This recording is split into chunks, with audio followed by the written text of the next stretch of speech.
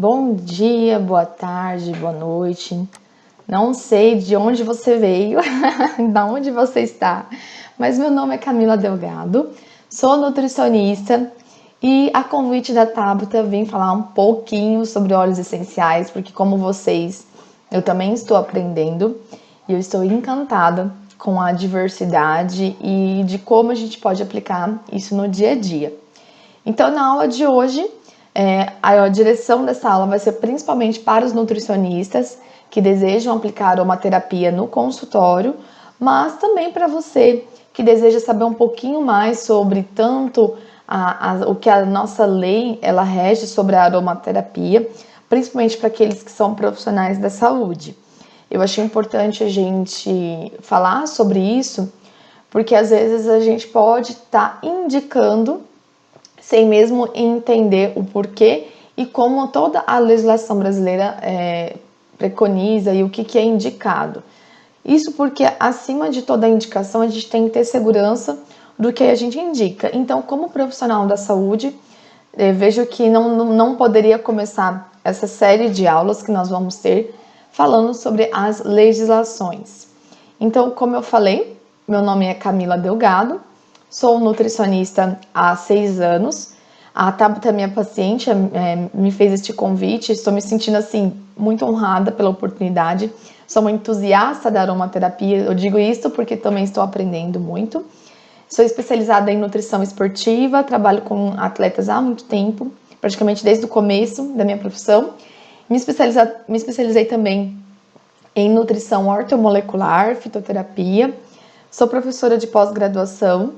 Também ministro cursos na área de gastronomia. Ainda não usei aromaterapia na gastronomia, porque para mim ainda é novo, mas eu estou estudando todos os compostos para a gente estar aplicando nos nossos próximos cursos. E assim a gente vai começar a nossa aula. Então, para direcionar melhor o entendimento e o conhecimento de vocês, eu dividi essa aula sobre a orientação profissional. Depois a gente vai ter uma próxima aula após a nossa primeira live, que será agora sexta-feira, de como utilizar a aromaterapia dentro da nossa profissão. E aí, quanto tempo de uso, como suplementar, como associar a aromaterapia dentro também de terapias dentro da nutrição, como fora da nutrição, né? Quando eu falo dentro e fora, seria como ingerir esses óleos ou como usar de forma tópica esses óleos. Então, dispensando já apresentações, eu gostaria muito de falar primeiramente sobre as portarias, principalmente que a Anvisa ela entende como aquilo que é liberado, como aquilo que é legal para nós profissionais da saúde, para você que está começando no mundo da aromaterapia.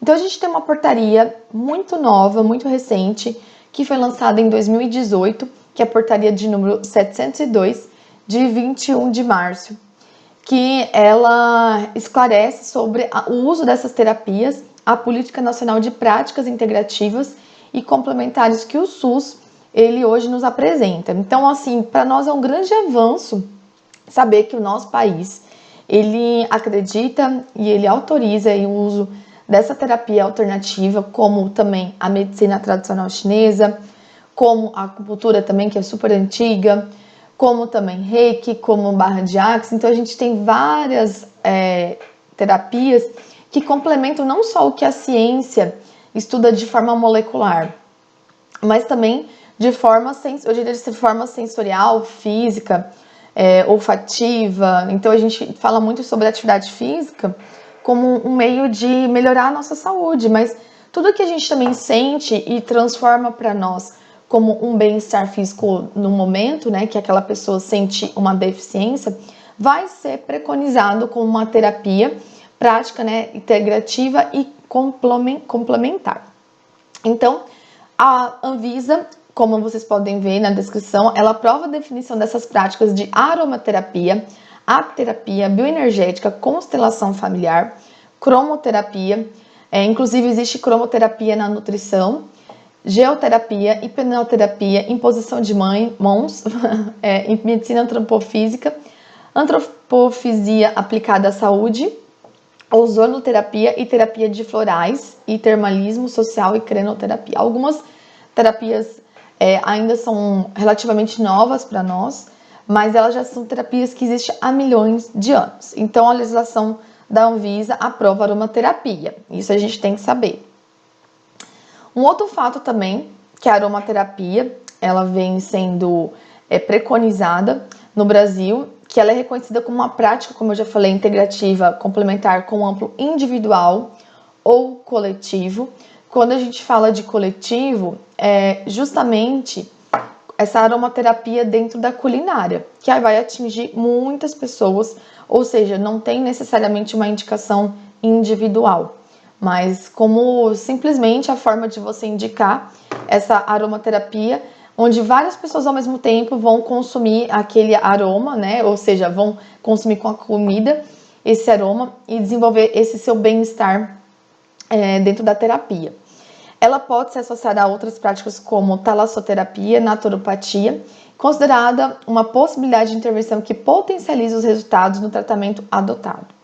Como prática multiprofissional, então é muito importante a gente salientar a associação de vários outros profissionais, a gente não fazer às vezes uma indicação isolada. Na minha prática, na minha cidade, eu tenho um aromaterapeuta e tenho a Tabata também, que eu sempre peço alguma dúvida, alguma indicação, e a gente indica não só de forma isolada, mas sempre como uma segunda opinião. Então, você profissional da saúde que ainda é inseguro para indicar, é muito importante buscar ajuda para a gente entender se aquilo realmente é importante para aquele paciente.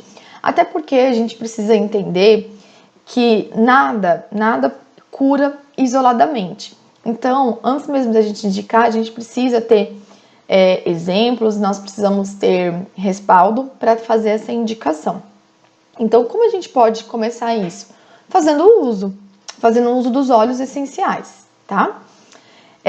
Como está descrito na legislação, falando sobre equipe multiprofissional, ele destaca, né, profissionais enfermeiros, psicólogos, fisioterapeutas, médicos veterinários, terapeutas holísticos, naturalistas, dentre outros, no caso do nutricionista, e empregados nos diferentes setores da área para auxiliar de modo complementar e estabelecer o reequilíbrio físico ou emocional do indivíduo. Somado a todos esses fatos, a aromaterapia pode contribuir com o Sistema Único de Saúde. Então, pessoal, o SUS hoje ele rege essa portaria, essa abertura para a gente utilizar a aromaterapia. Então, há um passo que é a terapia muito antiga e isso ser reconhecido pelo SUS, isso a gente vai tirando um pouco do espaço do tratamento medicamentoso. A gente tem que lembrar que hoje as profissões elas estão se preparando para prevenir doenças. E a aromaterapia ela se encaixa nessa situação. Em vez da gente tratar a doença, a gente vai estar ali buscando prevenir essa doença. Então vamos dar um exemplo, já que nós estamos falando justamente da aromaterapia. Alguns óleos, por exemplo, como o alecrim, que é para melhora de concentração, o olíbano, e hoje a lavanda, que eu acredito que dentro do meu consultório os mais indicados, eles proporcionam essa sensação de bem-estar, de concentração, de ansiedade também. Então, o SUS ele está olhando, ele está mostrando que a gente pode usar esses óleos para evitar o máximo de uso de medicação. Claro que a gente não vai substituir, mas essa terapia associada, eu diria que a gente vai saindo de um subdesenvolvimento da nossa saúde para um grande desenvolvimento, ou seja, um país que acredita nisso é um país que realmente está preocupado com a saúde dos seus, né? E até porque antigamente, como não tinha comprovação, era muito difícil a gente estar indicando. E hoje, com essa portaria, a gente tem segurança. Então, quando ocorrer um questionamento, é muito importante vocês entenderem da lei para vocês terem um respaldo e explicar. Então, a própria Anvisa, ela preconiza, claro que as portarias podem mudar, mas até então a gente tem mais esse respaldo para indicar uma terapia. E como a gente sabe, todo profissional da saúde que quando indica um tratamento, a gente tem que estar respaldado também pelos órgãos, pelas revistas, né, e científicas que estão ali indicando com uma forma mais fidedigna o uso ou não de alguma prática. É importante a gente lembrar que a indicação de um artigo científico, ele tem que ser baseado não só pela revista, sempre olhar a metodologia desse artigo e também em que situações, quais os grupos que são estudados, como foi estudado, principalmente quanto tempo foi estudado e o número de pessoas que foram utilizadas nesse estudo. Eu reviso isso porque mesmo essas revistas sendo revistas de grande indicação, pode ocorrer erros, que é muito comum dentro do mundo científico. Então, em cima das plataformas que eu utilizei para até inclusive elaborar as outras aulas que nós vamos ter no futuro, o Cielo, a PubMed, que são das nossas maiores referências em plataformas de estudo, já mostram inúmeros estudos mostrando a aromaterapia como prática complementar e terapêutica prevenindo-se doenças, mostrando resultados positivos e mostrando o quanto a gente pode se beneficiar do uso da aromaterapia. E coloquei ali em destaque a portaria do Ministério da Saúde, mostrando também o uso da aromaterapia como uma prática complementar comprovada. E aí, como a gente não pode simplesmente indicar sem saber a origem e o porquê, eu achei muito importante enraizar a nomenclatura. Conversei com a Tabata, falei, olha, eu acho muito importante a gente falar sobre nomenclatura, para nós não falarmos errado, para a gente saber de onde que vem, como que a natureza extrai essa química. Uma das minhas maiores dúvidas era a associação da química natural com a química física humana, então eu trouxe um pouquinho de química para você, profissional da saúde, que está começando a entender sobre a aromaterapia. Mais do que a gente entender os benefícios, o porquê esses benefícios e como essa química age dentro da nossa nutrição, da nossa ciência molecular, né, que já entra na parte mais científica, né. Então eu trouxe a definição de óleos essenciais, né. Então o Brasil, ele está num lugar de destaque dos óleos essenciais, né, tá ao lado da Índia, da China, da Indonésia, e os 4 grandes produtores desses óleos essenciais, o Brasil, ele ocupa uma posição, né, de maior produção de óleos cítricos e principalmente exportação desses óleos cítricos, tá? São compostos principalmente desses óleos essenciais, os monos, sesquiterpenos e os fenilopronoides. E assim, eu vou trazer essa questão da química, né, para vocês mais para frente, vocês vão observar, para a gente entender o que são esses palavrões, né? Eu acho que eu fiquei com essa dúvida, eu acredito que vocês também fiquem. Os óleos essenciais, eles são extraídos de plantas, como a gente já sabe, através de técnicas de arraste e vapor. Na grande maioria, às vezes, também pela prensagem do pericarpo de frutos cítricos. É muito importante, inclusive, uma das aulas que eu estava estudando sobre a aromaterapia, o uso dos difusores ultrassônicos, porque o que acontece? Se ele não for um difusor com esse diferencial, você vai ter só o aroma. Você não vai ter o benefício da química desse óleo, da extração desse óleo. Você vai ter simplesmente o cheiro. Você não vai ter toda a terapia completa. Então é muito importante isso também. Um outro fato muito importante, que alguns óleos que precisam ser diluídos, nós vamos falar disso mais pra frente, mas alguns óleos, principalmente de uso tópico, eles têm que ser diluídos em óleo de coco. Isso a Tabata deve ter explicado muito para vocês, mas não custa a gente reforçar. Então a gente pode extrair desses óleos no formato de flores, né? Ou seja, a extração do óleo pode ser das flores, folhas, cascas, raízes, né? E frutos, que são matérias-primas para a produção desses óleos, né? E a gente tem, no caso dos óleos essenciais, por exemplo, de rosas, a gente consegue tirar o eucalipto, da canela, do gengibre, da laranja, respectivamente. Então, eu só quis, assim, teorificar aqui para algumas pessoas que talvez não sabiam dessas informações. Eu acredito que vocês já saibam, né? E aí, uma parte mais química, mais científica, como eu havia falado, para a gente classificar o que são essas substâncias e como o nosso corpo utiliza.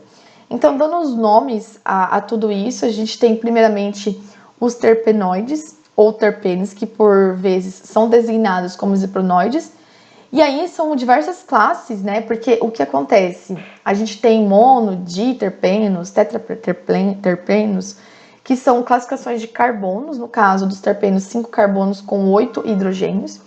E através dessa química, a gente tem várias classificações de acordo com as cadeias carbônicas, que vão ser retirados esses óleos ou aromas, né?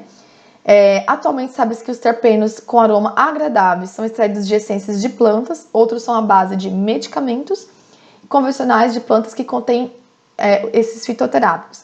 Alguns são precursores de vitaminas e inseticidas. Ou seja, a gente pode utilizar isso não só como aromaterapia, mas alguns medicamentos também, por exemplo, algumas drágeas, né, comprimidos, eles têm sabores, cheiros, que é justamente retirado dessas químicas para ser mais agradável. Esses compostos encontram-se em sementes, florais, folhas, raízes, madeiras de plantas superiores, assim como em musgos, algas e líquens, enquanto que alguns são encontrados em mamíferos. Pessoal, aparentemente isso parece ser uma coisa assim, quando a gente lê, muito óbvia, mas se a gente não entender essas nomenclaturas e as origens, a gente pode estar fazendo uma indicação às vezes errada de algum produto, tá? Eu vou puxar um pouquinho um exemplo da medicina tradicional chinesa. A medicina tradicional chinesa, para quem não sabe, ela é uma medicina muito antiga como aromaterapia. E uma das bases da medicina tradicional chinesa é uma associação das necessidades individuais e humanas de cada pessoa com a indicação da medicação. Eu vou dar um exemplo. Então, todos os chás que são de folhas aéreas, eles geralmente são indicados para problemas no cérebro, na cabeça, uma enxaqueca, uma falta de concentração. Por exemplo, na aromaterapia, o alecrim, novamente a gente falando dele, a folha aérea, né? Então, o que a gente melhora com ele? Concentração. E raízes. Então, a gente chama na nomenclatura científica, rizoma, né? Se a gente tem algum problema relacionado principalmente com membros mais inferiores, como o útero, como também gônadas masculinas, como também problemas de artrite, artrose, que está relacionado muito com o nosso plantar, né, do pé, dessa região que a gente entra em contato com a temperatura, o gengibre, que é uma rizoma, ele vai ajudar nesse sistema. Então, a aromaterapia, só para vocês entenderem, ela também se rege por este caminho, tá? Então, por exemplo, um último, a espirulina, ela é uma alga, né, que ela é uma folha do mar, né, uma planta do mar, e ela ajuda muito no intestino. Então, ou seja, se a gente lembrar um pouquinho do formato da espirulina, é muito parecido com o nosso intestino, com as velocidades do intestino. Então, ela funciona nas velocidades do nosso intestino. Uma outra classificação dos óleos é os monoterpenos, que eles são muito utilizados na nossa área, que são a menta, a alfazema, o capim-limão, que é muito utilizado também no emagrecimento, a valeriana, e também os sequiterpenos, que são os mais utilizados na grande amplitude da aromaterapia, tá? Pessoal, não é preciso gravar estes nomes, mas como toda boa prática, vem acompanhado de uma boa teoria. Então, dentro dos sequiterpenos, nós temos as plantas medicinais mais presentes, como a arnica, como o tanacento, como também a astrasáceo, também a artemisina. E assim, esses nomes, gente, o que esses nomes estão fazendo aqui? Eles, claro, não estão ali dentro da aromaterapia que a gente vai utilizar na nutrição, porém ela é muito utilizada também. Então, eu achei importante a gente falar, que talvez ainda vai vir mais pesquisas sobre eles. E os disterpenos, como copaíba, que a gente tem dentro da aromaterapia, ginkgo biloba, e também a estévia é um dos presentes, como a gente sabe, a estévia é utilizada como adoçante, então a gente utiliza o extrato da estévia como um adoçante natural, e algumas extrações são através de álcool e outras as extrações são através de água. Uma curiosidade no caso dos diterpenos da estévia é que algumas pessoas reclamam de algumas estévias serem amargas e outras serem menos amargas e não são doces. Algumas estévias, elas são extraídas através de álcools. Eles utilizam a base do álcool para extrair o substrato da estévia, enquanto outras são retiradas através da água. E aí fica mais suave. E para a gente finalizar, os tetaterpenos também, a gente pode utilizar através deles a extração em frutas, né, para aromatizar, em alimentos, como por exemplo algumas essências, por exemplo a essência de baunilha, a gente utiliza também. E alguns eles se misturam e ajudam na fixação de algumas vitaminas, né? Então algumas desses terpenos maior peso molecular, como os tetaterpenos, que seriam aí, são precursores de vitaminas como a vitamina A e também como vitamina E e K. E para a gente finalizar, os politerpenos, que eles representantes mais significativos, que aí já não entra na nossa área de aromaterapia, que é a borracha, o látex e assim por diante. Desculpe essa parte um pouco chata, eu sei que é um pouco chata, mas para mim não faz sentido a gente não entender sobre toda essa química, para a gente saber a diferença de óleos essenciais, para a gente saber a diferença de extratos, para a gente saber a diferença de raízes, até para a gente também estar entendendo da onde que vem essas origens.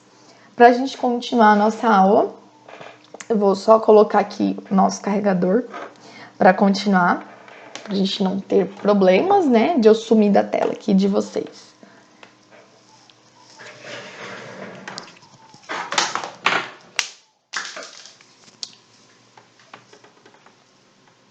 Pronto. Olha, meu óleo essencial caiu aqui. Deixa eu pegar.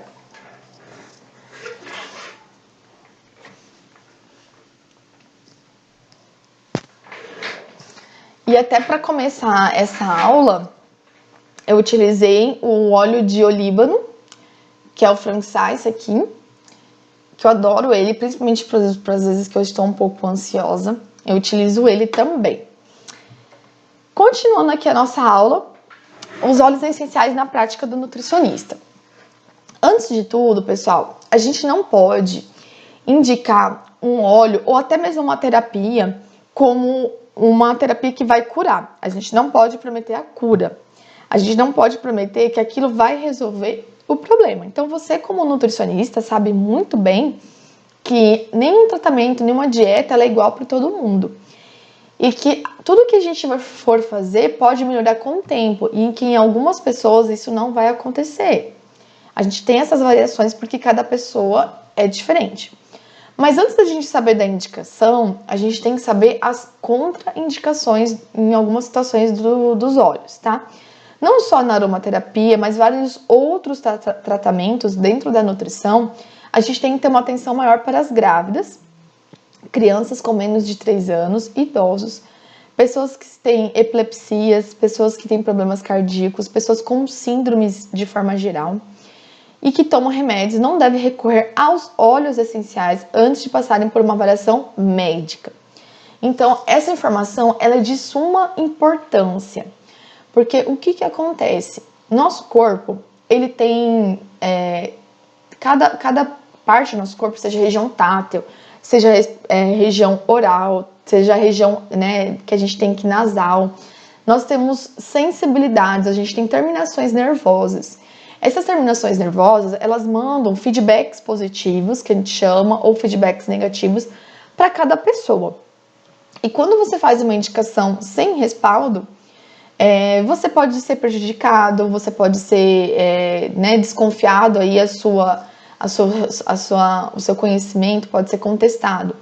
E aí você coloca tudo por água abaixo, aquilo que você estudou por muito tempo. Então, antes da gente indicar, a gente tem que precisar ter aí uma segurança sim médica, né? Porém, se você tem essa dúvida de como comunicar, porque a gente sabe que não é todos os profissionais que acreditam e fazem uso da aromaterapia. Então, tenha em mente que gestantes, crianças, pessoas que têm problemas cardíacos, problemas epilépticos ou outros problemas relacionados a esses que eu citei, precisa tomar cuidado, né? Fazer a indicação. Eu trouxe um exemplo de um estudo do uso do óleo de alecrim, que foram colocaram pessoas em salas diferentes. Uma colocaram lavanda, o outro alecrim e outra não colocaram nada. E neste estudo mostrou que o óleo de alecrim ele melhorou as condições de concentração daquelas pessoas que estavam na sala, porém ele é um óleo, como eu já expliquei, contraindicado para pessoas que têm pressão arterial, não deviam utilizar. Camila, por que pessoas, no caso, com pressão arterial alterada não deveriam usar? O que acontece, pessoal? No próprio estudo, se vocês derem uma lida, ele mostra uma substância chamada 1,8-cineol, que aumenta a disponibilidade de neurotransmissores de acetilcolina, que é importante para o sistema nervoso. O que é acetilcolina? Essa acetilcolina, ela age, é uma substância que age monitorando as comunicações de terminações nervosas, junto com outros neurotransmissores que a gente também chama de GABA. eles melhoram a concentração e também a medicação ela pode perpassar por este sistema. Então, se a gente tiver uma má comunicação, uma interrupção de ação medicamentosa, você pode alterar as doses desses medicamentos e assim, as doses não de ingestão, mas as doses presentes dentro já do sistema nervoso dessa pessoa, e aí prejudicar o tratamento. E aí, como a gente ainda não tem tanto respaldo, às vezes, científico, se isso vai realmente causar uma alteração em relação à medicação, a gente precisa prevenir um problema, correto? Antes de mesmo ocorrer, a gente tem que prevenir. E as medicações, elas também, principalmente os de hipertensos, fazem ação numa glândula chamada suprarrenal, que está em cima do nosso rim, e onde a gente tem um controle dessas comunicações, como eu falei, de neurotransmissores, também comunicações hormonais no próprio órgão. Só para dar uma reforçada, a gente sabe que a gente tem marcadores de angiotensina 1, angiotensina 2, que são responsáveis por controle do nosso equilíbrio hídrico, também diurético, né? Então a gente chama o hormônio antidiurético, ACTH, que age também com acetilcolina. Então a gente tem que tomar todo esse perigo, porque são esses marcadores químicos que regem esses pacientes, tá? Então tome muito cuidado antes de indicar. E aí, como nutricionista, dentro do consultório, a gente pode aplicar o uso dos óleos essenciais na ansiedade, na perda de peso, na aromaterapia alimentar, a gente vai falar muito disso na terceira aula, no estresse, no sono, na recuperação de atividades extenuantes. Eu até queria dar um destaque. Eu usei o óleo de Westerwood, que ele tem um cheiro bem amadeirado nas minhas dores. Eu faço crossfit, musculação, jogo tênis também. Então, às vezes, eu tenho muitas dores musculares, muito no ombro, principalmente, e eu passo o óleo diluído e é incrível, porque para quem treina e é atleta sabe que a dor muscular, ela não vem no momento, às vezes ela vem 24 horas depois ou 12 horas depois. E aí eu passo sempre antes de dormir e no outro dia, não vou falar para vocês assim que a gente tá 100%, mas melhora muito, né? Porque como a gente sabe, o óleo ele penetra. E me ajudou muito, até comentei com a Tabata uma vez, que eu até entrei em contato com ela para dar um feedback que realmente para mim foi muito bom. Melhora na concentração, na síndrome fúngica. Por exemplo, o óleo de orégano, de forma tópica, diluída, ele ajuda muito na síndrome fúngica, que é uma síndrome que algumas mulheres têm, que é uma síndrome que ela tem muitas mulheres que têm candidíase de repetição. E esses pacientes, eu vou dar só um exemplo para a gente não aprofundar muito, eles são muito sensíveis à contaminação cruzada, a bactérias. Então, por exemplo, se você está num ambiente muito poluído, às vezes para você não faz nada, mas uma pessoa com síndrome fúngica, ela pode passar muito mal ao longo do tempo e nunca recuperar de tratamentos com fungos e bactérias. Então, o óleo de orégano ajuda muito nesse tratamento. Qualidade da saúde da mulher. E em atletas, como eu acabei de falar, do Westerwood, como um recuperador para a dor muscular. E aí, nutris e pessoas que não são nutris, mas são aromaterapeutas, como que a gente faz uma boa indicação, porém, dentro de um consultório de nutrição? Então, como você nutri deve ter a sua anamnese clínica, eu também tenho uma anamnese clínica, eu sou, como eu expliquei no início, eu sou nutricionista esportiva e ortomolecular. E dentro da ortomolecular, a gente associa uma anamnese multifatorial com os sinais e sintomas que não são regidos somente por exames laboratoriais. A gente utiliza sinais e sintomas que o paciente nos relata. Então, a gente faz essa anamnese em cima de intensidade, de quanto aquele sintoma ele é representado para aquele paciente. Eu vou dar um exemplo. Quando eu faço a anamnese, eu pergunto assim, qual o número de 0 a 10 a dor muscular representa para essa pessoa. Então, se ela tem muita dor muscular, ela vai dar uma nota alta. E junto com essa anamnese e o pedido de exames, a gente faz um fechamento do diagnóstico desse paciente.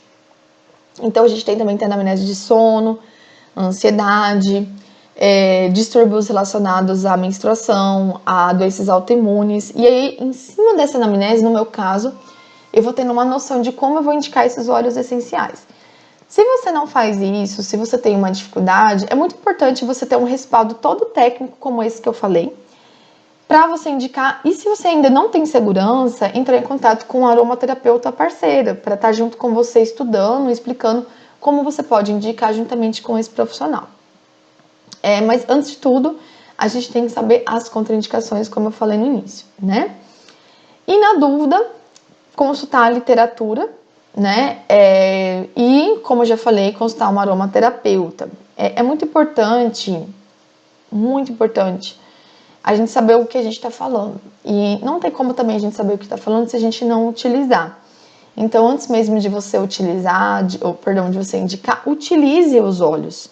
Teste em você, vê se você se sente bem ou não. Eu faço muito isso com dietas, eu faço muito isso com receitas, para saber se aquilo ali vai dar certo ou não. Então, antes mesmo da gente indicar, a gente tem que fazer o uso.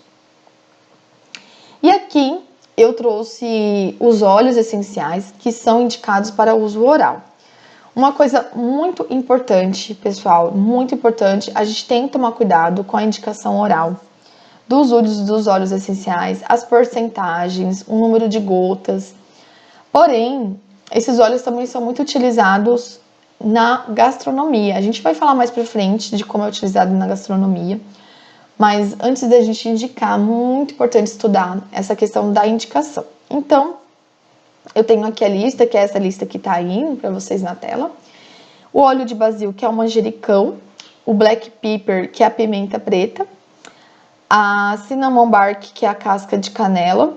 A clar sage, que é a sálvia, que é muito usado em problemas digestórios também. A clove, que é o cravo. Copaíba. O frankincense, que eu uso muito o óleo de olíbano, inclusive ele é muito utilizado de bases para outros óleos. O juniper berry, que é o zimbro. O lavender, que é a lavanda, né? O limão, que é o limão siciliano. O lemongrass, que é o capim-limão. O lime, que é o limão normal, que é mais parecido com o nosso limão Tahiti, né? Uma coisa muito importante falando de limão, tá? Muitas pessoas, às vezes, podem, por exemplo, já que tem óleo, eu vou fazer o chá da casca do limão. A gente tem que entender que não tem nada a ver mesmo o uso da casca ali para extração do óleo e na forma de chá. Lembra que eu expliquei para vocês de terpenoides? Existe uma classificação desse óleo, dessa cadeia, para tirar o óleo e tirar o substrato que é funcional. Então, se você fazer o chá de casca de limão, não vai funcionar, tá? O Vanguard com especiarias, que é um misto, né? E o Vanguard Beetles, que é a pastilha. O orégano, como eu falei, que ele também pode ser de uso tópico. A hortelã, o Pipinat Beetles, perdão, já falei? Não falei, que é a pastilha de hortelã. A pimenta rosa, que é o pink pepper. O rosemary, que é o alecrim, que é para concentração. E aí a gente tem os dois suplementos, que eu não coloquei aqui, mas os dois suplementos da doTERRA, que é utilizado também para ingestão, né? Que ele é um suplemento mesmo, de proteína vegetal. O tangerine, que é para ingestão. O Windward, que é laranja selvagem. E o zingueste, que são condimentos, que são misturas. Esse de tangerina e esse de laranja, ele também é muito utilizado para perda de peso. E depois a gente vai mostrar a química deles para vocês entenderem. A Tabata também mostrou para mim alguns óleos que não são indicados para a ingestão e a gente vai mostrar eles na próxima aula. E como que a Anvisa enxerga isso? E eu já tinha falado no início, mas eu queria revisar, no caso agora, a questão da ingestão do óleo, que a gente tem que tomar muito cuidado com essa questão da ingestão do óleo, então eu quis reforçar sobre o uso dessa ingestão, tá? Então, para efeitos desse regulamento, são adotadas as seguintes categorias para o uso dos óleos essenciais na ingestão, né? Então, frutas, hortaliças ou parte delas consumidas como alimento, neste caso não existem restrições sobre partes utilizadas nas condições habituais de consumo, plantas ou partes das mesmas, desses frutos, dessas flores, incluindo ervas, especiarias e condimentos, como a gente pode ver, a gente tem os condimentos, adicionados ao alimento, em pequenas quantidades, o uso dessas é considerado aceitável. Ou seja, não são quantidades que a gente chama ingestões cavalares que poderiam fazer mal. Como uma possível limitação de algum princípio ativo do produto final. Ou seja, o que eles querem só dizer aqui que pode existir outra portaria que vai regir o uso ou não dessas substâncias. O Ministério da Saúde, ele é um órgão que, juntamente com a Anvisa, eles também autorizam o uso da aromaterapia. A única coisa que eles destacam é que plantas ou partes das mesmas que, devido à sua longa história de consumo sem evidência de efeitos adversos, ou seja, que não houve efeitos adversos, são aceitáveis temporariamente para o uso de certas bebidas e alimentos. Temporariamente porque ao longo do tempo isso pode mudar. Em sua forma tradicional, nestes casos, as informações disponíveis são insuficientes para determinar adequadamente o seu potencial toxicidade a longo prazo. Ou seja, eles não encontraram ainda informações que pode causar toxicidade. O uso de certos aromatizantes dessa categoria pode ser limitado pela presença de um princípio ativo com restrição limite no produto final. Eu vou dar um exemplo muito simples, que é, por exemplo, o óleo, a essência de baunilha, que a gente utiliza para aromatizar os alimentos. Então, até hoje não foi encontrado nenhuma contraindicação. Plantas ou partes dessas são utilizadas atualmente como aromatizantes e que não pode ser classificado nas categorias N1 e 2, devido à informação ser insuficiente ainda, tá? O que ele quer dizer? Às vezes, como por exemplo o óleo de baunilha, o extrato de baunilha, ele é utilizado para aromatizar um alimento, ainda ele não foi classificado como um alimento contraindicado para fins terapêuticos, vamos dizer assim, que não encontrou informações insuficientes para alegar um mal, ou seja, o uso e suas consequências dele, no caso, se alguém passar mal, não foi nada classificado, que o óleo, tô falando muito de óleo, né? Que o extrato de baunilha pode causar um mal, tá? No final, gente, o que ele quer dizer? Que algumas informações, elas não são suficientes para alegar um mau uso, ou seja, você não vai necessariamente passar mal devido ao uso desse óleo ou desse extrato. E eu quis destacar que um outro órgão, assim, para vocês pesquisarem mais, para vocês terem mais informação, que estuda a associação da aromaterapia para a ingestão alimentar, é o MAPA, que é o Ministério da Agricultura, Pecuária e Abastecimento, que ele explicita aqui nessa portaria, até coloquei aqui a Abraroma, que é a Associação Brasileira de Aromaterapia, eles dão um posicionamento do que o MAPA, do que é a Anvisa, eles regem, como eu havia falado para vocês, da aromaterapia no uso de ingestão alimentar, tá? Então, eles destacam que o ponto consensual nessa legislação é que o aroma alimentício serve para dar sabor aos alimentos e bebidas e precisa atender a parâmetros sobre limites de uso, segurança e toxicidades. Não tem funções terapêuticas, senão não seria aroma alimentício e deve ser produzido por uma indústria alimentícia. Ou seja, a doTERRA, ele já tem ali alguns alimentos que tem, a gente diria, de alvará para a produção de alimentos. Então, ele é usado como um óleo essencial terapêutico de uso tópico e agora está usando como óleo essencial para cozimento. Ou seja, existe uma indicação mais insegura ainda como terapia dentro da alimentação. Ainda eles não confirmam, quando eu falo eles, a lei ainda ela não pode aprovar como efeito terapêutico. É claro que eu uso, né? É claro que algumas pessoas usam e se sentem bem, mas é porque eles ainda, como órgão, não conseguem confirmar se aquilo vai trazer um benefício ou que vai trazer uma toxicidade. Então, a Abraroma, eles mostraram um posicionamento bem neutro sobre isso, que nem que sim, nem que não, mas que se vocês tiverem mais dúvidas, vocês têm que procurar essas portarias, tá? E eu destaquei novamente aqui, né, que o SUS utiliza como terapia complementar, tanto como a aromaterapia como a medicina tradicional chinesa. E para finalizar essa aula, que ela é um pouco chata, vamos dizer assim, né, porque falou muito de lei, a gente tem que fazer algumas observações finais. Como profissional, a gente tem que se preparar para a gente fazer essa indicação e para a gente se preparar, a gente tem que estar respaldada da estrutura teórica, científica e também da prática, né? Que a ingestão dos óleos essenciais devem ser olhadas de forma crítica, levando em conta sintomas do paciente. Então, tome muito cuidado com pacientes que têm erupção cutânea, que têm lesões internas, ou seja, uma úlcera, um abscesso, né? Pacientes com síndromes fúngicas, a gente também tem que considerar, por exemplo, o óleo de orégano, ele é uso tópico. Se tem alguma ferida nessas regiões, que geralmente são regiões em partes íntimas, né? pessoas, como eu falei, que tem azia, que tem gastrite, problemas digestórios que foram formados lesões, né? E a associação dos óleos com associações de medicações, né? Então a gente tem que também tomar cuidado, principalmente para pacientes que usam medicações psiquiátricas, tá? Então, como nutricionista, a gente não pode alegar cura ou indicar como um tratamento único, como que aquilo vai ser curado, né, evitado de forma única. E a gente não pode trazer promessas de resultados, né, de garantia de eficácia. E na próxima aula, que vai ser a aula mais aguardada por mim, acredito que por vocês também, a gente vai usar a aromaterapia como na alimentação, na gastronomia e também como terapia nutricional.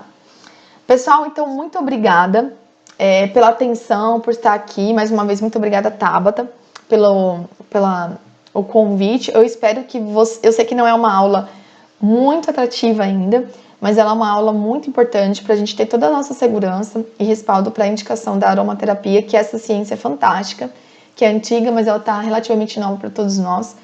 E que na próxima aula eu espero vocês e estejam na nossa live para tirar as dúvidas que vocês venham a ter. Muito obrigado, até mais!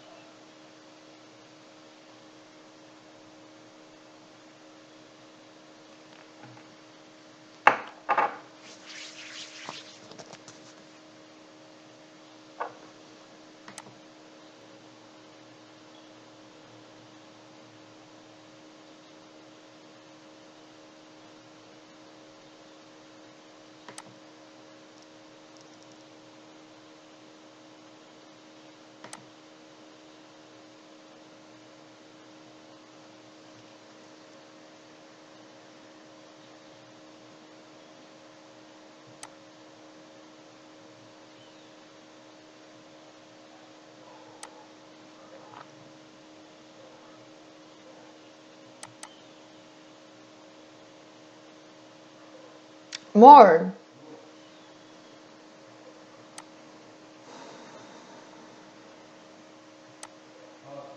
eu não tô conseguindo...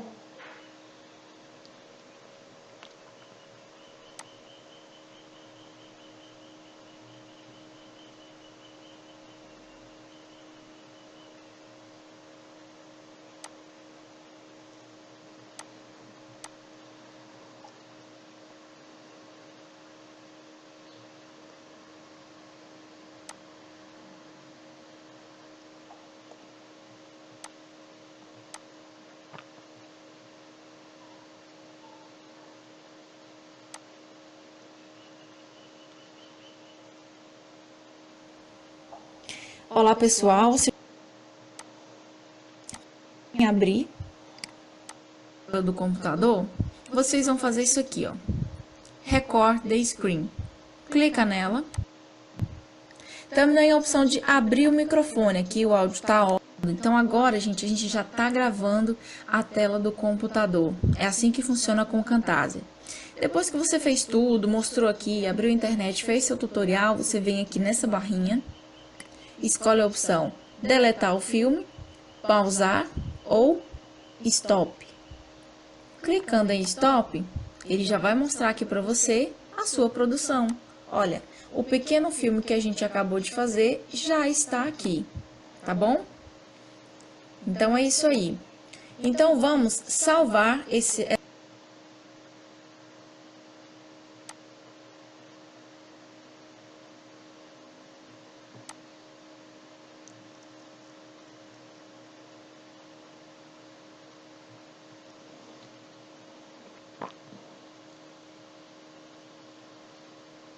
Robson, faz favor.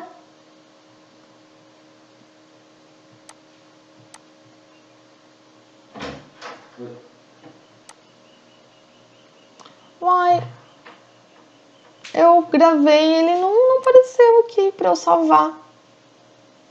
Vai gravar ainda? Ah, não sei, tá gravando?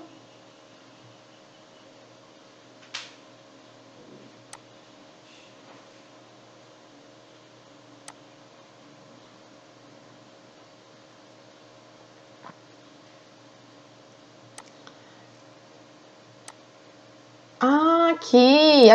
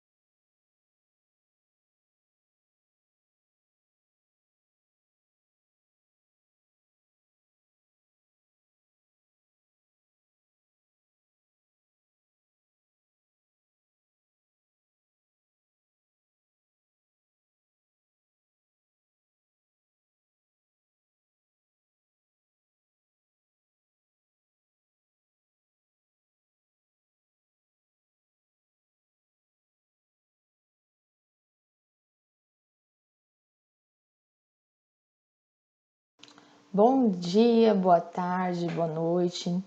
Não sei de onde você veio, da onde você está, mas meu nome é Camila Delgado, sou nutricionista e a convite da Tabata vim falar um pouquinho sobre óleos essenciais, porque como vocês, eu também estou aprendendo e eu estou encantada com a diversidade e de como a gente pode aplicar isso no dia a dia.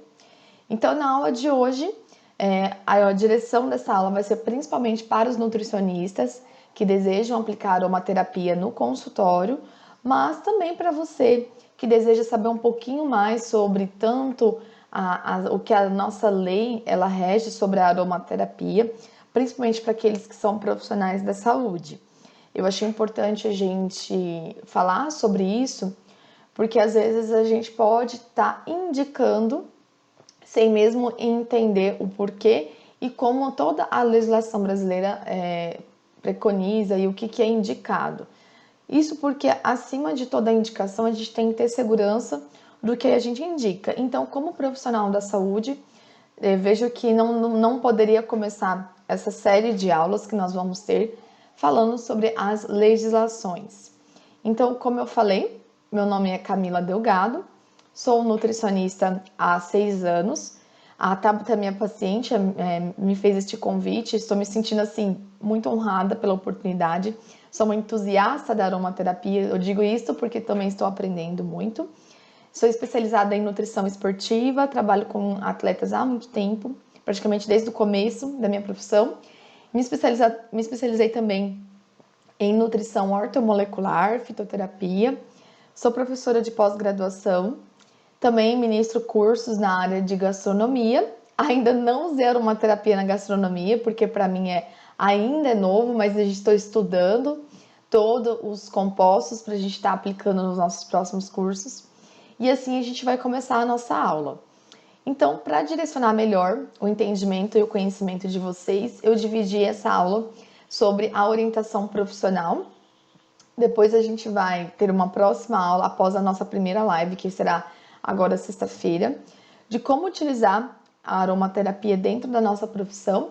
E aí, quanto tempo de uso, como suplementar, como associar a aromaterapia dentro também de terapias dentro da nutrição, como fora da nutrição, né? Quando eu falo dentro e fora, seria como o ingerir esses óleos ou como usar de forma tópica esses óleos.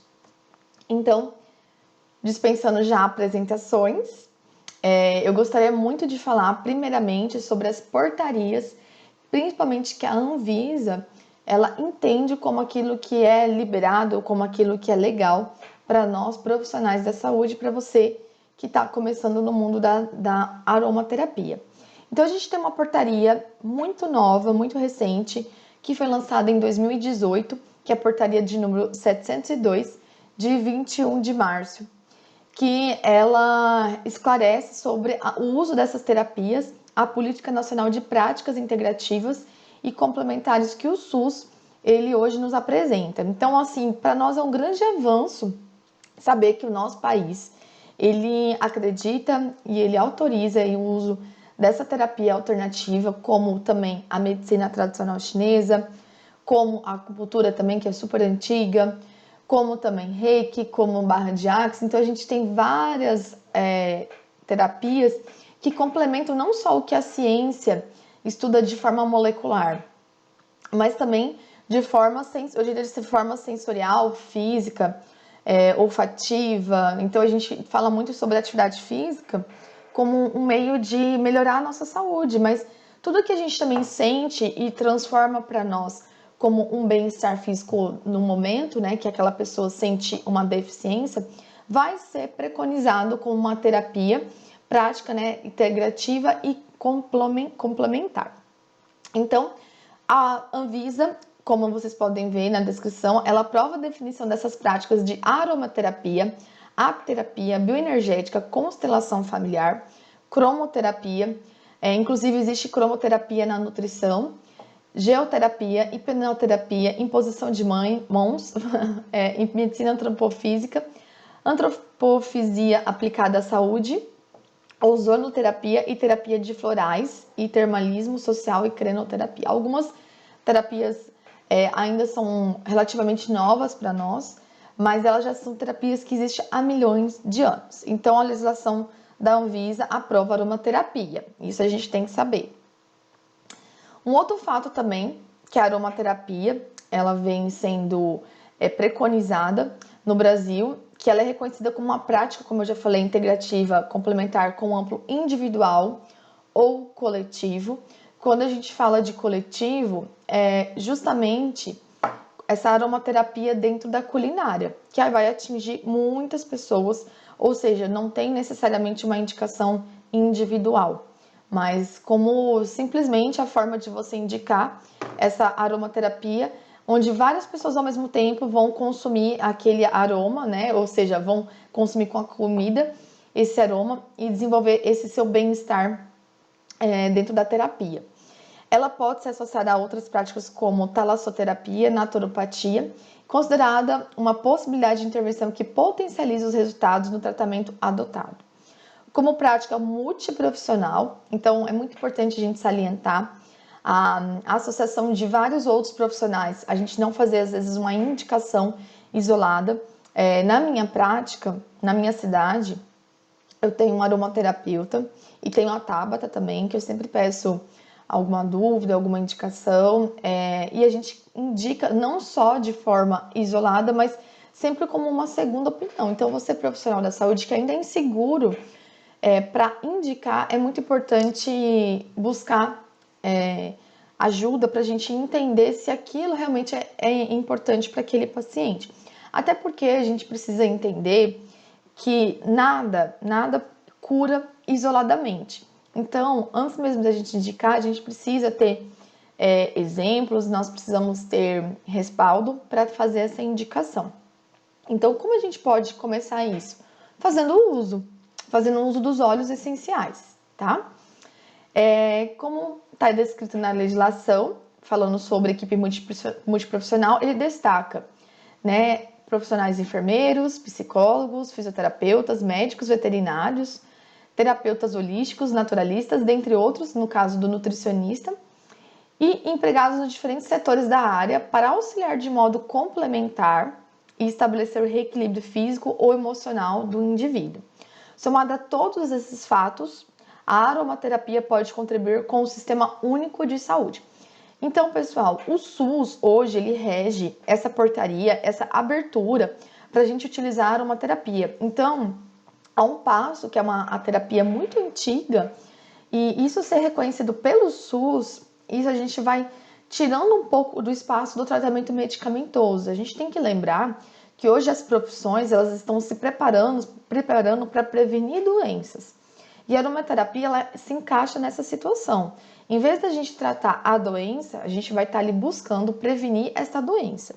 Então vamos dar um exemplo, já que nós estamos falando justamente da aromaterapia. Alguns óleos, por exemplo, como o alecrim, que é para melhora de concentração, o olíbano, e hoje a lavanda, que eu acredito que dentro do meu consultório os mais indicados, eles proporcionam essa sensação de bem-estar, de concentração, de ansiedade também.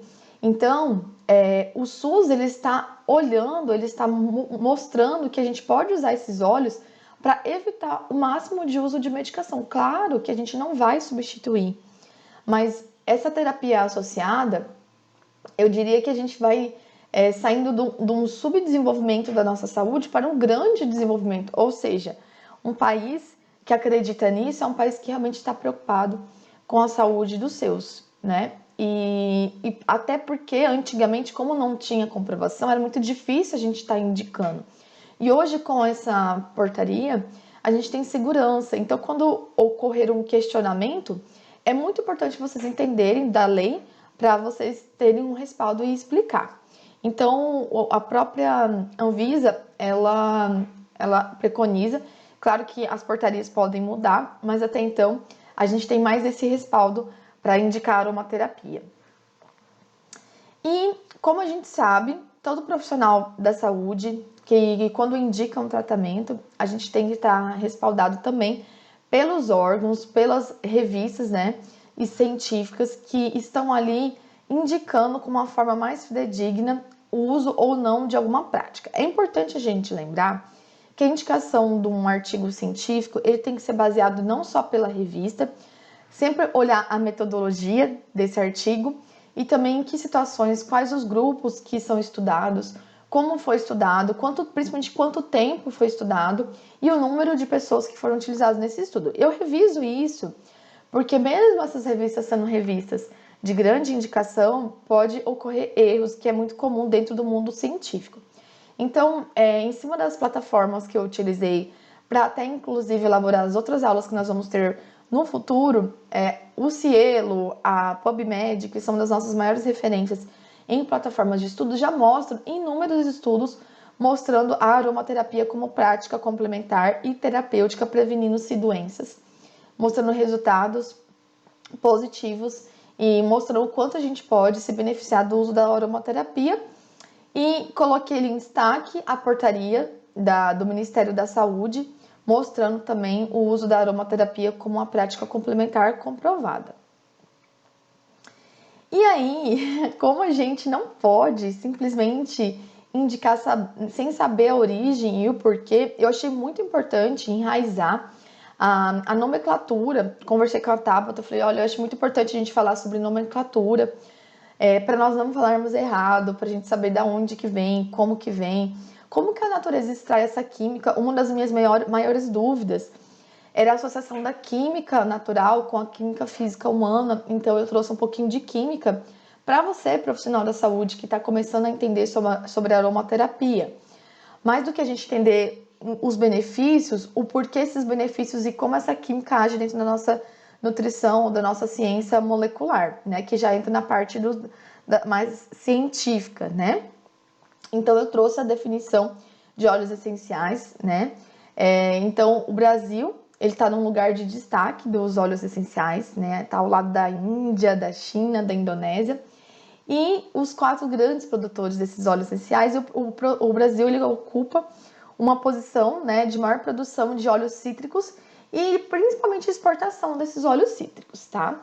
São compostos principalmente desses óleos essenciais, os monos, sesquiterpenos e os fenilopronoides. E assim, eu vou trazer essa questão da química, né, para vocês mais para frente, vocês vão observar, para a gente entender o que são esses palavrões, né? Eu acho que eu fiquei com essa dúvida, eu acredito que vocês também fiquem. Os óleos essenciais, eles são extraídos de plantas, como a gente já sabe, através de técnicas de arraste e vapor, na grande maioria, às vezes, também pela prensagem do pericarpo de frutos cítricos. É muito importante, inclusive, uma das aulas que eu estava estudando sobre aromaterapia, o uso dos difusores ultrassônicos, porque o que acontece?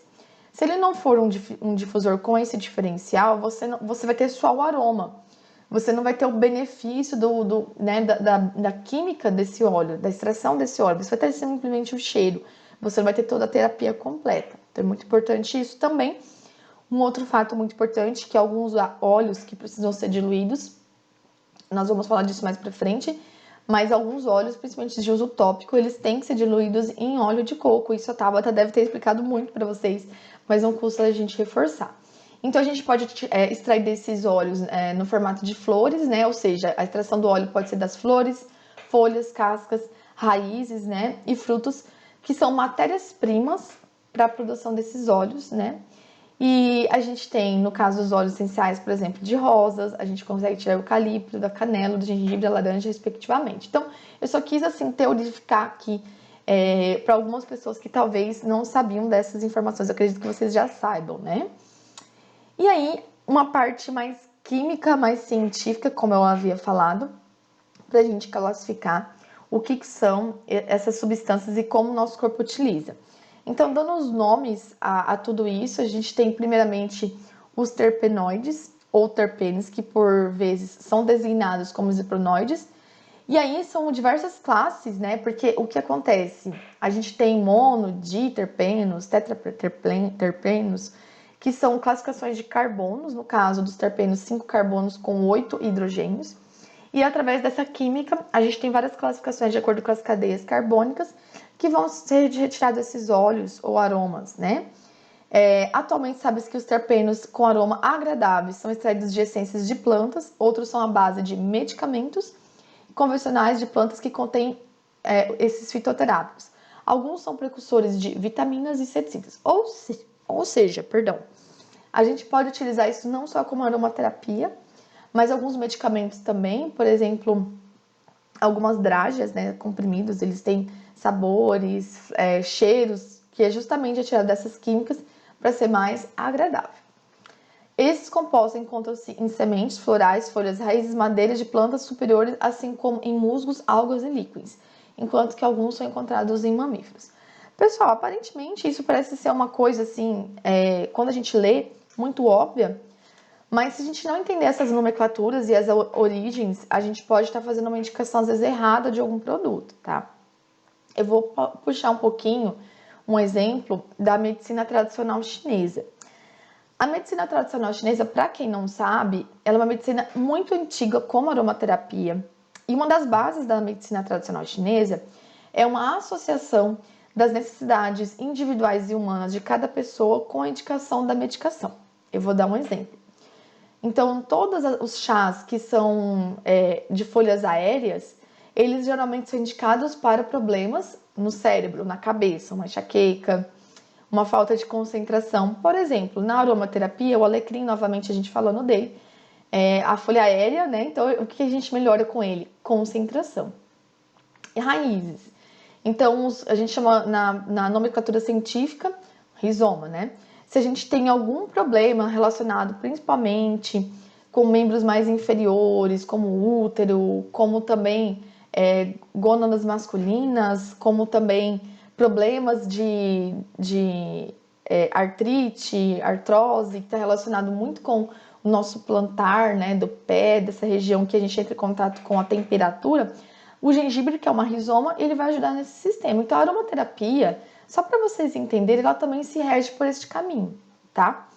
Então, por exemplo, um último, a espirulina, ela é uma alga, né, que ela é uma folha do mar, né, uma planta do mar, e ela ajuda muito no intestino.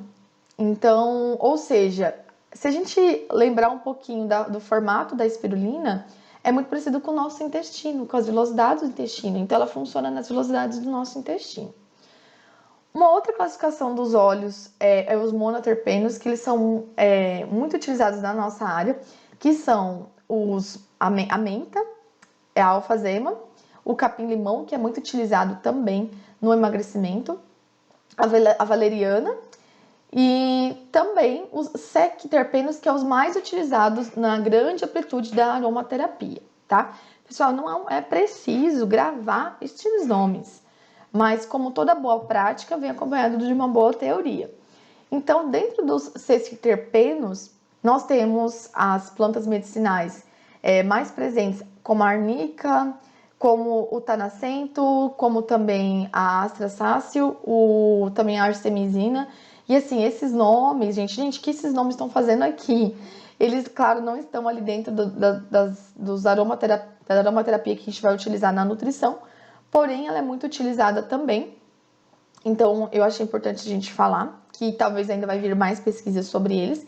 E os disterpenos, como copaíba, que a gente tem dentro da aromaterapia, ginkgo biloba, e também a estévia é um dos presentes, como a gente sabe, a estévia é utilizada como adoçante, então a gente utiliza o extrato da estévia como um adoçante natural, e algumas extrações são através de álcool e outras as extrações são através de água. Uma curiosidade no caso dos diterpenos da estévia é que algumas pessoas reclamam de algumas estévias serem amargas e outras serem menos amargas e não são doces. Algumas estévias, elas são extraídas através de álcools. Eles utilizam a base do álcool para extrair o substrato da estévia, enquanto outras são retiradas através da água. E aí fica mais suave.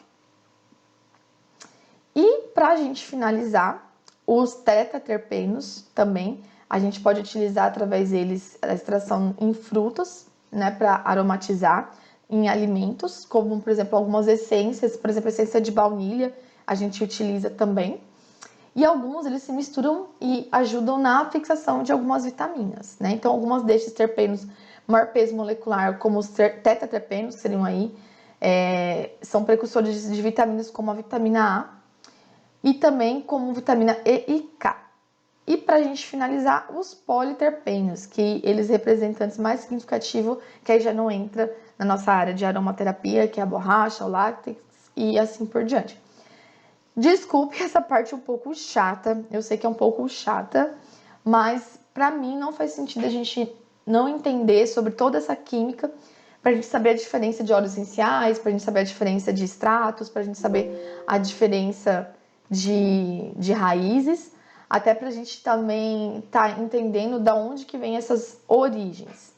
Para a gente continuar a nossa aula, eu vou só colocar aqui o nosso carregador para continuar, para a gente não ter problemas, né, de eu sumir da tela aqui de vocês.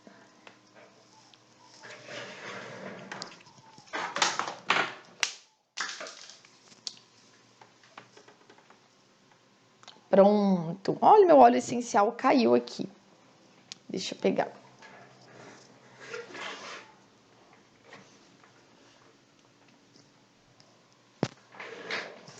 E até para começar essa aula, eu utilizei o óleo de olíbano, que é o Francis aqui, que eu adoro ele, principalmente para as vezes que eu estou um pouco ansiosa. Eu utilizo ele também. Continuando aqui a nossa aula, os óleos essenciais na prática do nutricionista. Antes de tudo, pessoal, a gente não pode indicar um óleo ou até mesmo uma terapia como uma terapia que vai curar. A gente não pode prometer a cura. A gente não pode prometer que aquilo vai resolver o problema. Então, você como nutricionista sabe muito bem que nenhum tratamento, nenhuma dieta ela é igual para todo mundo. E que tudo que a gente for fazer pode melhorar com o tempo e que em algumas pessoas isso não vai acontecer. A gente tem essas variações porque cada pessoa é diferente. Mas antes da gente saber da indicação, a gente tem que saber as contraindicações em algumas situações dos óleos, tá? Não só na aromaterapia, mas vários outros tratamentos dentro da nutrição, a gente tem que ter uma atenção maior para as grávidas, crianças com menos de 3 anos, idosos, pessoas que têm epilepsias, pessoas que têm problemas cardíacos, pessoas com síndromes de forma geral e que tomam remédios não devem recorrer aos óleos essenciais antes de passarem por uma avaliação médica. Então, essa informação ela é de suma importância, porque o que acontece? Nosso corpo, ele tem cada parte do nosso corpo, seja região tátil, seja região oral, seja a região, né, que a gente tem aqui nasal, nós temos sensibilidades, a gente tem terminações nervosas. Essas terminações nervosas, elas mandam feedbacks positivos, que a gente chama, ou feedbacks negativos, para cada pessoa. E quando você faz uma indicação sem respaldo, você pode ser prejudicado, você pode ser desconfiado, aí o seu conhecimento pode ser contestado. E aí você coloca tudo por água abaixo, aquilo que você estudou por muito tempo. Então, antes da gente indicar, a gente tem que precisar ter aí uma segurança sim médica, né? Porém, se você tem essa dúvida de como comunicar, porque a gente sabe que não é todos os profissionais que acreditam e fazem uso da aromaterapia. Então, tenha em mente que gestantes, crianças, pessoas que têm problemas cardíacos, problemas epilépticos ou outros problemas relacionados a esses que eu citei, precisa tomar cuidado, né, fazer a indicação. Eu trouxe um exemplo de um estudo do uso do óleo de alecrim, que foram colocadas pessoas em salas diferentes. Uma colocaram lavanda, o outro alecrim e outra não colocaram nada. E neste estudo mostrou que o óleo de alecrim ele melhorou as condições de concentração daquelas pessoas que estavam na sala, porém ele é um óleo, como eu já expliquei, contraindicado para pessoas que têm pressão arterial, não deviam utilizar. Camila, por que pessoas, no caso, com pressão arterial alterada não deveriam usar? O que acontece, pessoal? No próprio estudo, se vocês derem uma lida, ele mostra uma substância chamada 1,8-cineol, que aumenta a disponibilidade de neurotransmissores de acetilcolina, que é importante para o sistema nervoso. O que é acetilcolina? Acetilcolina, ela age, é uma substância que age monitorando as comunicações de terminações nervosas, junto com outros neurotransmissores que a gente também chama de GABA. Eles melhoram a concentração e também a medicação ela pode passar por este sistema. Então, se a gente tiver uma má comunicação, uma interrupção de ação medicamentosa, você pode alterar as doses desses medicamentos e assim, as doses não de ingestão, mas as doses presentes dentro já do sistema nervoso dessa pessoa, e aí prejudicar o tratamento. E aí, como a gente ainda não tem tanto respaldo, às vezes, científico, se isso vai realmente causar uma alteração em relação à medicação, a gente precisa prevenir um problema, correto? Antes de mesmo ocorrer, a gente tem que prevenir. E as medicações, elas também, principalmente os de hipertensos, fazem ação numa glândula chamada suprarrenal, que está em cima do nosso rim, e onde a gente tem um controle dessas comunicações, como eu falei, de neurotransmissores, também comunicações hormonais no próprio órgão. Só para dar uma reforçada, a gente sabe que a gente tem marcadores de angiotensina 1, angiotensina 2, que são responsáveis por controle do nosso equilíbrio hídrico, também diurético, né? Então a gente chama o hormônio antidiurético, ACTH, que age também com acetilcolina. Então a gente tem que tomar todo esse perigo, porque são esses marcadores químicos que regem esses pacientes, tá? Então tome muito cuidado antes de indicar. E aí, como nutricionista, dentro do consultório, a gente pode aplicar o uso dos óleos essenciais na ansiedade, na perda de peso, na aromaterapia alimentar, a gente vai falar muito disso na terceira aula, no estresse, no sono, na recuperação de atividades extenuantes. Eu até queria dar um destaque. Eu usei o óleo de Westerwood, que ele tem um cheiro bem amadeirado nas minhas dores. Eu faço crossfit, musculação, jogo tênis também. Então, às vezes, eu tenho muitas dores musculares, muito no ombro, principalmente, e eu passo o óleo diluído e é incrível, porque para quem treina e é atleta sabe que a dor muscular, ela não vem no momento, às vezes ela vem 24 horas depois ou 12 horas depois. E aí eu passo sempre antes de dormir e no outro dia, não vou falar pra vocês assim que a gente tá 100%, mas melhora muito, né? Porque como a gente sabe, o óleo ele penetra. E me ajudou muito, até comentei com a Tabata uma vez, que eu até entrei em contato com ela para dar um feedback que realmente pra mim foi muito bom. Melhora na concentração, na síndrome fúngica, por exemplo, o óleo de orégano, de forma tópica, diluída, ele ajuda muito na síndrome fúngica, que é uma síndrome que algumas mulheres têm, que é uma síndrome que ela tem muitas mulheres que têm candidíase de repetição. E esses pacientes, eu vou dar só um exemplo para a gente não aprofundar muito, eles são muito sensíveis à contaminação cruzada, a bactérias. Então, por exemplo, se você está num ambiente muito poluído, às vezes para você não faz nada, mas uma pessoa com síndrome fúngica, ela pode passar muito mal ao longo do tempo e nunca recuperar de tratamentos com fungos e bactérias. Então, o óleo de orégano ajuda muito nesse tratamento. Qualidade da saúde da mulher. E em atletas, como eu acabei de falar, do Osterwood, como um recuperador para dor muscular. E aí, nutris e pessoas que não são nutris, mas são aromaterapeutas, como que a gente faz uma boa indicação, porém, dentro de um consultório de nutrição? Então, como você nutri deve ter a sua anamnese clínica, eu também tenho uma anamnese clínica, eu sou, como eu expliquei no início, eu sou nutricionista esportiva e ortomolecular. E dentro da ortomolecular, a gente associa uma anamnese multifatorial com sinais e sintomas que não são regidos somente por exames laboratoriais. A gente utiliza sinais e sintomas que o paciente nos relata. Então, a gente faz essa anamnese em cima de intensidade de quanto aquele sintoma ele é representado para aquele paciente. Eu vou dar um exemplo. Quando eu faço a anamnese, eu pergunto assim, qual o número de 0 a 10 a dor muscular representa para essa pessoa. Então, se ela tem muita dor muscular, ela vai dar uma nota alta. E junto com essa anamnese e o pedido de exames, a gente faz um fechamento do diagnóstico desse paciente. Então, a gente tem também a anamnese de sono, ansiedade, distúrbios relacionados à menstruação, a doenças autoimunes. E aí, em cima dessa anamnese, no meu caso, eu vou tendo uma noção de como eu vou indicar esses óleos essenciais.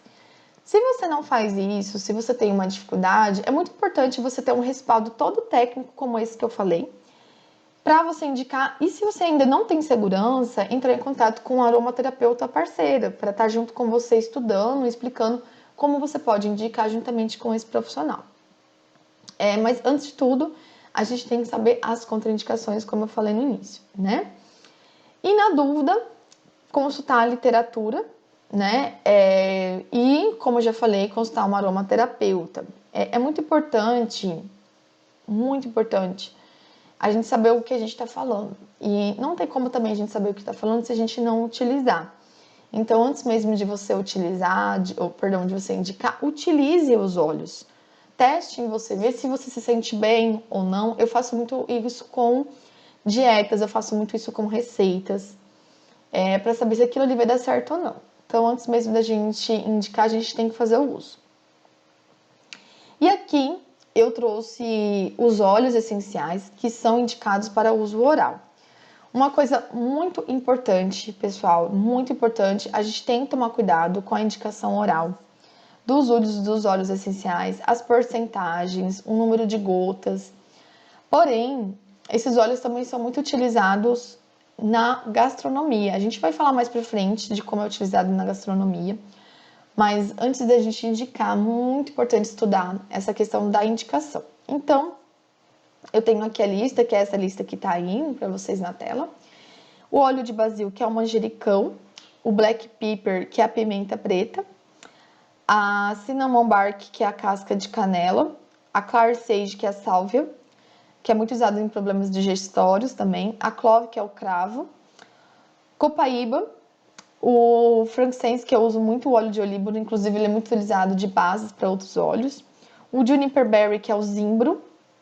O lavender, que é a lavanda, né? O limão, que é o limão siciliano. O lemongrass, que é o capim-limão. O lime, que é o limão normal, que é mais parecido com o nosso limão Tahiti, né? Uma coisa muito importante falando de limão, tá? Muitas pessoas, às vezes, podem, por exemplo, já que tem óleo, eu vou fazer o chá da casca do limão.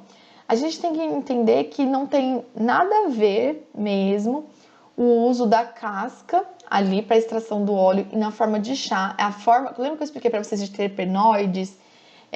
Existe uma classificação desse óleo, dessa cadeia, para tirar o óleo e tirar o substrato que é funcional.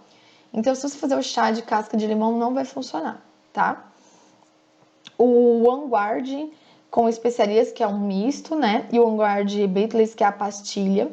O orégano, como eu falei, que ele também pode ser de uso tópico. A hortelã, o Pimpinat Bitters, perdão, já falei? Não falei, que é a pastilha de hortelã.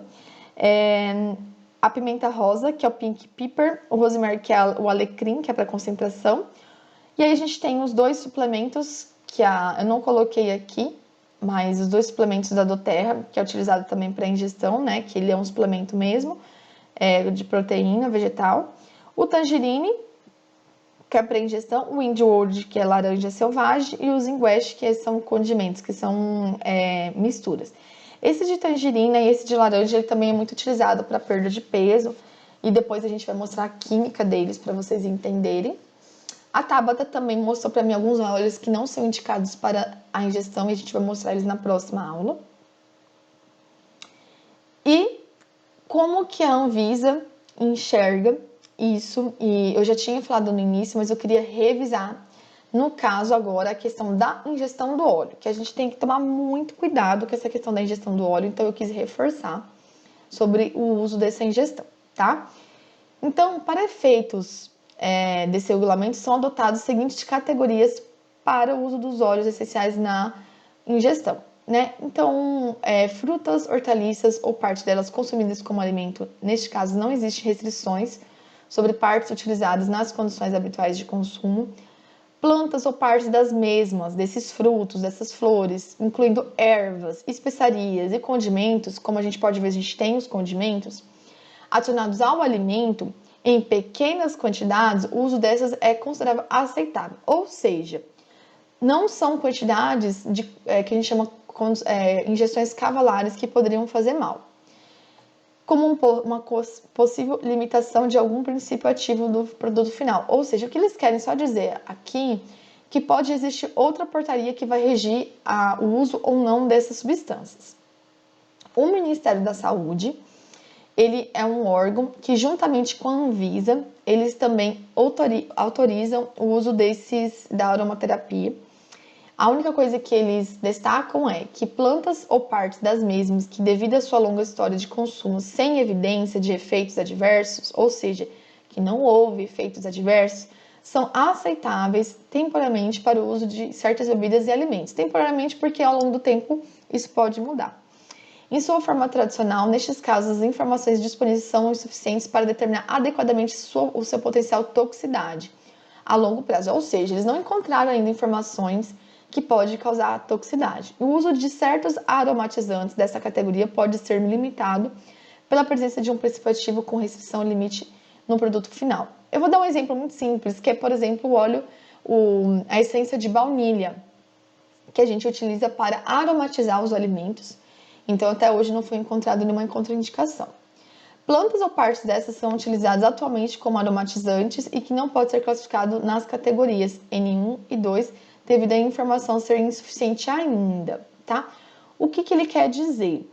Às vezes, como por exemplo o óleo de baunilha, o extrato de baunilha, ele é utilizado para aromatizar um alimento, ainda ele não foi classificado como um alimento contraindicado para fins terapêuticos, vamos dizer assim, que não encontrou informações insuficientes para alegar um mal, ou seja, o uso e suas consequências dele, no caso, se alguém passar mal, não foi nada classificado, que o óleo, tô falando muito de óleo, né? Que o extrato de baunilha pode causar um mal, tá? No final, gente, o que ele quer dizer? Que algumas informações, elas não são suficientes para alegar um mau uso, ou seja, você não vai necessariamente passar mal devido ao uso desse óleo ou desse extrato. E eu quis destacar que um outro órgão, assim, para vocês pesquisarem mais, para vocês terem mais informação, que estuda a associação da aromaterapia para a ingestão alimentar, é o MAPA, que é o Ministério da Agricultura, Pecuária e Abastecimento, que ele explicita aqui nessa portaria Até coloquei aqui a Abraroma, que é a Associação Brasileira de Aromaterapia. Eles dão um posicionamento do que o mapa, do que a Anvisa, eles regem, como eu havia falado para vocês, da aromaterapia no uso de ingestão alimentar, tá? Então, eles destacam que o ponto consensual nessa legislação é que o aroma alimentício serve para dar sabor aos alimentos e bebidas e precisa atender parâmetros sobre limites de uso, segurança e toxicidades. Não tem funções terapêuticas, senão não seria aroma alimentício e deve ser produzido por uma indústria alimentícia. Ou seja, a doTERRA, ele já tem ali alguns alimentos que tem, a gente diria, de alvará para a produção de alimentos. Então, ele é usado como um óleo essencial terapêutico de uso tópico e agora está usando como óleo essencial para cozimento. Ou seja, existe uma indicação mais insegura ainda como terapia dentro da alimentação. Ainda eles não confirmam, quando eu falo eles, a lei ainda ela não pode aprovar como efeito terapêutico. É claro que eu uso, né? É claro que algumas pessoas usam e se sentem bem, mas é porque eles ainda, como órgão, não conseguem confirmar se aquilo vai trazer um benefício ou que vai trazer uma toxicidade. Então, a Abraroma, eles mostraram um posicionamento bem neutro sobre isso, que nem que sim, nem que não, mas que se vocês tiverem mais dúvidas, vocês têm que procurar essas portarias, tá? E eu destaquei novamente aqui, né, que o SUS utiliza como terapia complementar, tanto como a aromaterapia como a medicina tradicional chinesa. E para finalizar essa aula, que ela é um pouco chata, vamos dizer assim, né, porque falou muito de lei, a gente tem que fazer algumas observações finais. Como profissional, a gente tem que se preparar para a gente fazer essa indicação, e para a gente se preparar, a gente tem que estar respaldada da estrutura teórica, científica e também da prática, né? Que a ingestão dos óleos essenciais devem ser olhadas de forma crítica, levando em conta sintomas do paciente. Então, tome muito cuidado com pacientes que têm erupção cutânea, que têm lesões internas, ou seja, uma úlcera, um abscesso, né? Pacientes com síndromes fúngicas, a gente também tem que considerar, por exemplo, o óleo de orégano, ele é uso tópico. Se tem alguma ferida nessas regiões, que geralmente são regiões em partes íntimas, né? Pessoas, como eu falei, que tem azia, que tem gastrite, problemas digestórios que formam formados lesões, né? E a associação dos óleos com associações de medicações, né? Então, a gente tem que também tomar cuidado, principalmente para pacientes que usam medicações psiquiátricas, tá? Então, como nutricionista, a gente não pode alegar cura ou indicar como um tratamento único, como que aquilo vai ser curado, né, evitado de forma única. E a gente não pode trazer promessas de resultados, né, de garantia de eficácia. E na próxima aula, que vai ser a aula mais aguardada por mim, acredito que por vocês também, a gente vai usar a aromaterapia como na alimentação, na gastronomia e também como terapia nutricional. Pessoal, então muito obrigada pela atenção, por estar aqui. Mais uma vez, muito obrigada, Tabata, pelo convite. Eu espero que você... Eu sei que não é uma aula muito atrativa ainda, mas ela é uma aula muito importante para a gente ter toda a nossa segurança e respaldo para a indicação da aromaterapia, que essa ciência é fantástica, que é antiga, mas ela está relativamente nova para todos nós. E que na próxima aula eu espero vocês e estejam na nossa live para tirar as dúvidas que vocês venham a ter. Muito obrigado, até mais.